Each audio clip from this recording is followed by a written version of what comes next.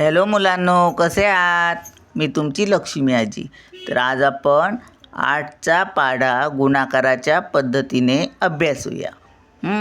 चला तर मग 1 ते 10 अंक मी लिहिलेत आणि इथे 8 लिहिलेत. गुणुले 8. मग आता बघा, चला सुरू करूया. 8 एके 8, 8 दुणे 16, 8 त्रिक 24, 8 चौक 32, 8 पंच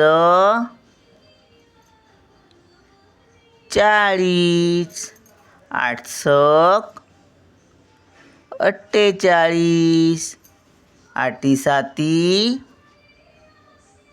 56, 8 आठी 64, 8 नवे 72 आणि 8 दहे 80,